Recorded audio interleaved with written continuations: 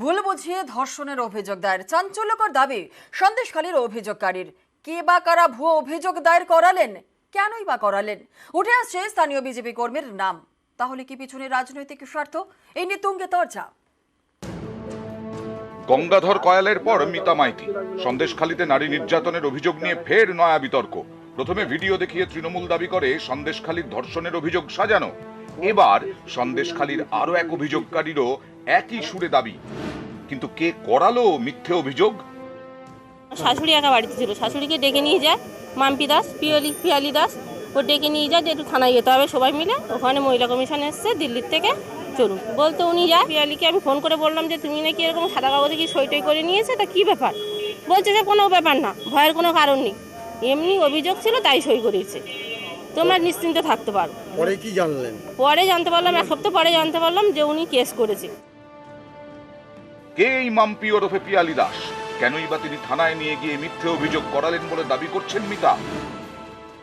মহিলা কমিশনার আসার পরে গ্রামের মায়েরা আমাকে ফোন করে ডেকে পাঠান। তার রেকর্ড আমার কল চেক করলে 19শে ফেব্রুয়ারিতে পাওয়া যাবে।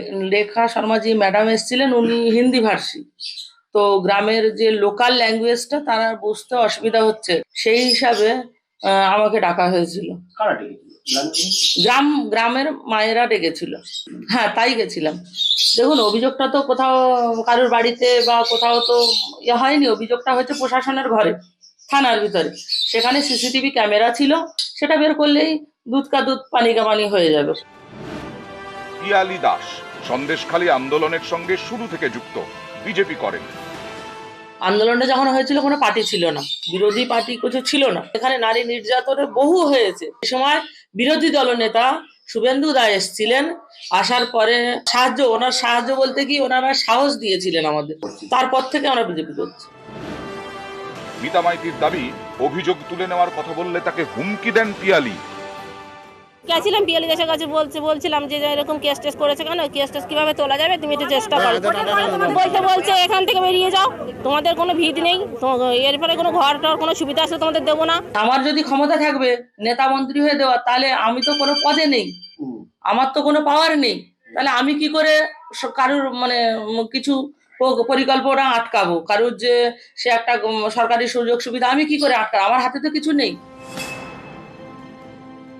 উনি হচ্ছেন টিএমসির বুথ সভাপতির ওয়াইফ, যিনি এই অভিযোগটা করছেন। আমফান, বুলবুল এইসবের টাকা তো ওরা খেয়েছেন, গরিব মানুষ আত্মসাৎ করছে গরিব মানুষের টাকা পয়সা নিয়ে। তারপরে ওরা এখনো চায়, কদিন আগেই শিবু উত্তম ওদের মেরে বেডসই করে দিয়েছে বলে উনি বুথ সভাপতি টিএমসির। তখন ওনার মুখ ফোটেনি যে শিবু উত্তম জেলে গেছে, এখন বেরিয়ে বলছেন যে এইসব অভিযোগগুলো করছে। বুথ সভাপতি হয়েও দুতলা বিল্ডিং পিডব্লিউর উপরে ঘর করে পাকা বাড়ি করে বসে আছেন। এর বিষয়ে আইনি ব্যবস্থা, আমি যদি দোষী হই আইনি ব্যবস্থা নিই, আর আমি যদি দোষী না হই তাহলে এর একটা বিহিত আমি হাইকোর্টে গিয়ে করব, মানহানির কেস করব।